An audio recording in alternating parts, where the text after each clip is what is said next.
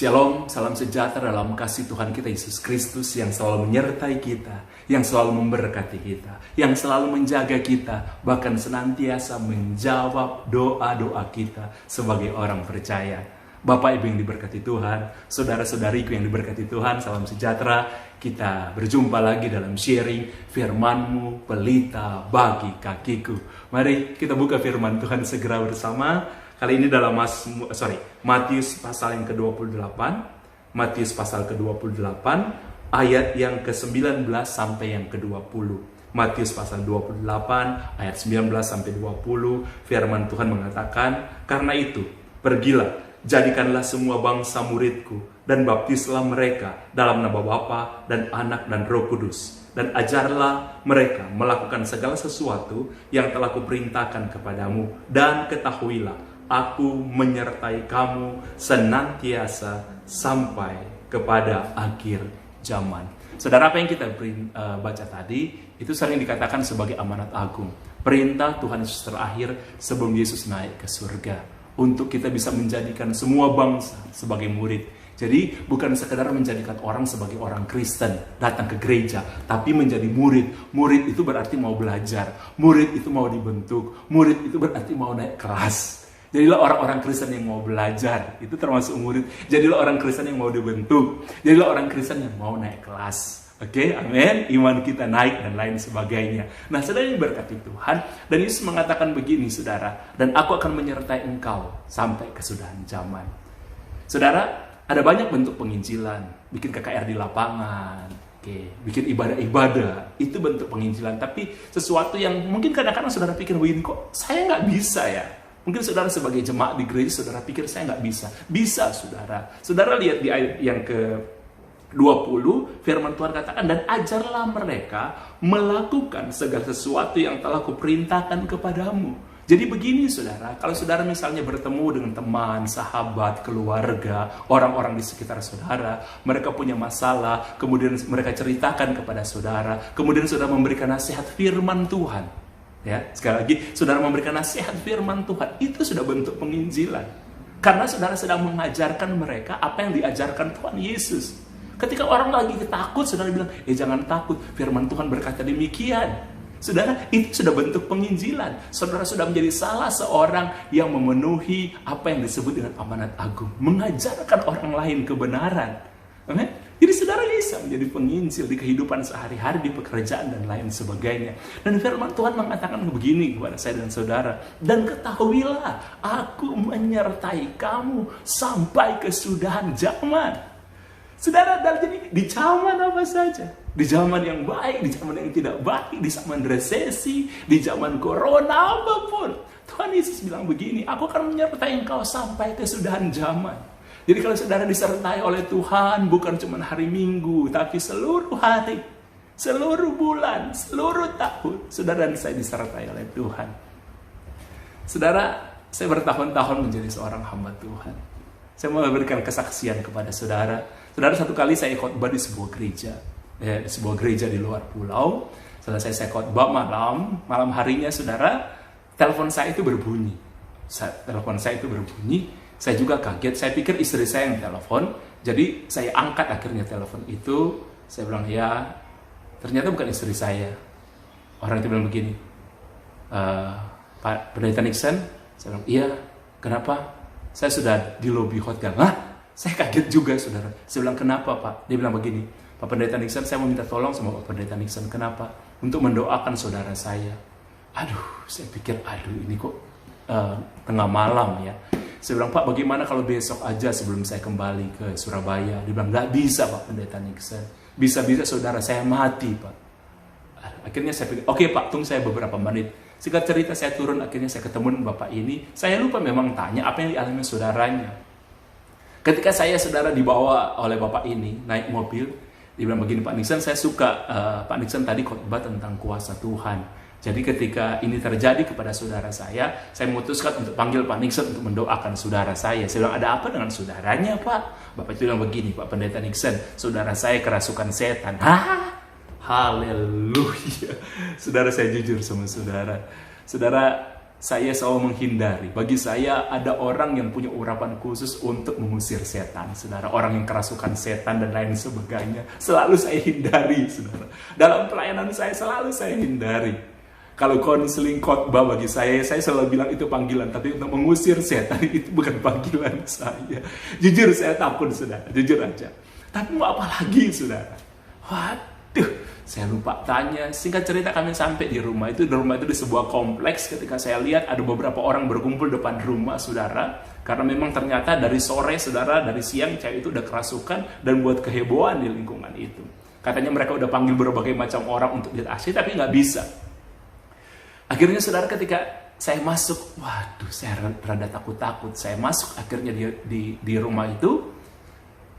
Saudara tahu apa yang terjadi? Itu memang ada seorang gadis yang kerasukan. Dia ada di lantai, saudara, tapi sebelum saya masuk sampai dalam rumah melihat gadis itu, saudara, gadis itu ketawa seperti ini. Tuhan Yesus, rontok perasaan saya, saudara. Aduh, saya ketakutan sekali, saudara. Tuhan Yesus, aduh, apalagi saya nggak bisa mundur, saudara. Oke? Ya udah, akhirnya saya lihat gadis itu. Dia duduk di lantai. Ketika saya masuk di ruangan rumah itu, gadis itu berdiri. Dia tatap saya. Wih, dia natap saya. Gadis itu rambutnya cukup panjang, saudara. Dia lihat saya. Waduh, saya jujur takut. Saya bilang, Tuhan, apa yang harus saya lakukan? Saya nggak mungkin mundur lagi, saudara. Tapi saudara tahu yang luar biasa.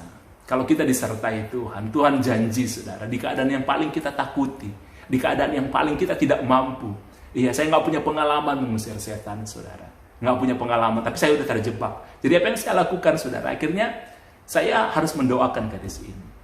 Jadi saya maju, saudara. Tapi saya jalan pelan-pelan untuk mendekati gadis itu.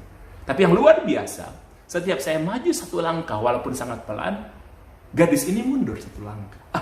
Saya mulai pikir, wow, gitu kan? Bisa juga ini. Jadi saya maju satu langkah, gadis ini mundur satu langkah. Saya maju satu langkah, tapi saya maju pelan sekali. Sampai bapak yang ngajak saya ini, saudara, dia gemes sama saya. Dia mau gini, ayo pak, cepat pak, cepat. Saya sampai marah sama bapak itu, mau gini, cepat. Saya dalam hati, saya takut. Gadis ini mundur, dia mundur. Sampai akhirnya, saudara, gadis itu mentok. Dia itu nempel di dinding, paling belakang. Dan dia udah gak bisa mundur lagi. Dia udah nggak bisa mundur, tapi saya masih bisa maju. Saudara, itu jadi kebimbangan bagi saya. Itu pun saya maju pelan-pelan, karena saya punya target, saya harus mendoakan gadis ini, saya harus tumpang tangan sama dia. Walaupun dengan rasa takut, saudara. Tapi memang Tuhan janji dia akan menyertai kita sampai kesudahan zaman dimanapun, saudara. Jadi saya maju pelan-pelan, saya maju sama pelan-pelan. Gadis ini dia di dinding sebenarnya gini. Dan udah nggak bisa mundur lagi. Dia udah nggak bisa mundur lagi. Saudara, apa yang terjadi? Iblis selalu menakut-nakuti kita. Ya, dia ingin memprovokasi kita. Jadi saudara tahu apa yang dibuat oleh kuasa kegelapan yang merasuki gadis ini? Tiba-tiba gadis itu buka bajunya. Dia robek bajunya. Dia buka gitu kan. Ya, mungkin dia ingin menunjukkan aksinya iblis yang merasuki gadis ini supaya saya takut. Dia buka. Wih, saudara tahu, dia tinggal pakai pakaian dalam, tapi saya harus tetap maju. Dan apa yang terjadi, saudara, sesuatu yang saya tidak pernah duga, dan saya pikir semua orang di ruang itu juga tidak pernah duga. Maaf, saudara, gadis itu melepaskan seluruh pakaian, bahkan pakaian dalam.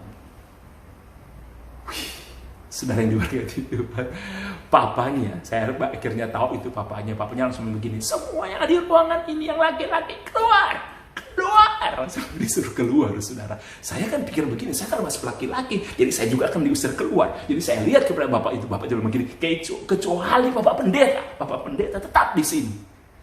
Aduh, saudara. Akhirnya saya maju, saudara. Ketika saya mulai dekat dengan gadis ini, tiba-tiba, saudara, gadis itu berbalik. Dia menghadap dinding, ya. Dia menghadap dinding kayak gini, ya. Dia membelakangi saya, dia menghadap dinding. Dan saudara tahu apa yang dilakukan oleh kuasa kegelapan yang merasuki tubuh gadis ini? Gadis ini, saudara, perempuan ini, dia manjat dinding seperti cicak. Dia nempel dan dia manjat dinding. Seumur hidup Baru kali itu saya menyaksikan pemandangan semacam itu. Mungkin iblis yang di kuasa gelap yang di dalam gadis ini ingin menunjukkan saya supaya saya takut. Tapi saya kasih tahu sama saudara ya, justru di saat itu rasa takut saya hilang sama sekali. Benar saudara, saya kasih tahu. Rasa takut saya hilang. Saya maju, saya dekati gadis ini saudara. Akhirnya gadis itu manjat dinding sampai di atas. Semua orang sampai terkagum, lihat saudara, dia manjat sampai di atas. Saudara, rasa takut itu hilang sama sekali. Kemudian saya lihat dia, saya bilang, dalam nama Yesus kamu turun. Saya cuma bilang, hai kuasa kegelapan yang merasuki gadis ini, kamu tidak berhak dalam tubuh gadis ini. Keluar dalam nama Yesus. Saudara, tiba-tiba gadis itu bisa berbalik ke bawah. Dia turun akhirnya dan dia nangis. Saudara, saya sempat konseling gadis ini. Ternyata dia mengalami sesuatu dalam kehidupannya dan selama 3 hari dia mengurung diri di kamar. Dan saudara, pada akhirnya dia dirasuki oleh kuasa kegelapan. Dia punya masalah, saya tidak perlu ceritakan di sini. Saudara, ini berkati Tuhan.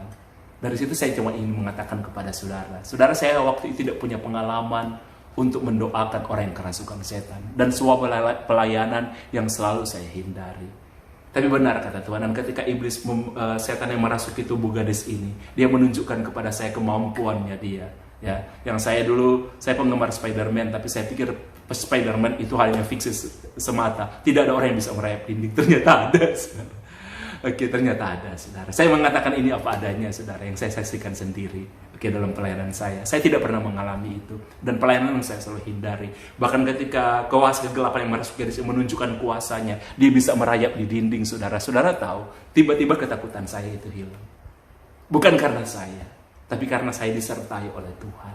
Saudara yang diberkati Tuhan, mungkin hari-hari ini saudara pun sedang mengalami problem yang tidak pernah saudara hadapi. Saudara mungkin sebagai pengusaha, sebagai pekerja profesional, mungkin saudara sebagai pegawai negeri atau apapun dalam hidup kita. Satu kali kita akan menghadapi sesuatu yang tidak pernah kita hadapi. Kita nggak punya pengalaman untuk menyelesaikannya. Tapi saudara, kalau saudara disertai oleh Tuhan, Tuhan akan memberikan hikmat kepada saudara. Tuhan akan memberikan jalan keluar. Sekalipun rasa takut itu ada, rasa cemas itu ada. Kalau saudara tanya sama saya takut, waktu itu takut. Tapi saudara tahu ketika justru kuasa kegelapan menunjukkan kemampuan dia yang merasuki tubuh gadis ini, rasa takut saya hilang. Jadi saya ingin bilang kepada saudara jangan menyerah, tetap maju, karena saya dan saudara, firman Tuhan katakan, dia menyertai kita sampai kesudahan zaman. Amin. Mari kita berdoa. Di dalam nama Tuhan Yesus Kristus, dimanapun saudara-saudariku berada, Bapak Ibu berada, aku berdoa dalam nama Yesus. Tuhan memberkati engkau, Tuhan menyertai engkau. Di jalan apapun yang engkau lalui, engkau akan mampu. Di keadaan apapun yang engkau lalui, engkau akan mampu. Di lembah kegelapan pun engkau akan mampu lalui, dan engkau akan keluar sebagai pemenang. Bukan karena engkau, tapi karena Tuhan menyertai engkau, sehingga engkau tidak akan takut, engkau akan mampu melewatinya. Kami berdoa dan penuh percaya dalam nama Tuhan Yesus Kristus. Haleluya, puji Tuhan. Amin. Tuhan memberkati kita semua. Tetap semangat menghadapi apapun. Bila saudara ingin didoakan, saudara bisa DM saya. Sekali lagi, kalau saudara ingin didoakan secara khusus, saudara bisa DM saya. Tulis nama saudara dan apa yang saudara ingin doakan. Saudara percayalah, semua doa saudara itu rahasia bagi saya. Dan saya punya 4 orang pendoa yang akan berdoa khusus buat saudara. Tetap semangat, jangan pernah menyerah. Kalau Tuhan di pihak kita, siapa lawan kita? Tuhan Yesus memberkati kita semua. Selasa depan kita jumpa lagi dalam firman-Mu, pelita bagi kakiku. Amin.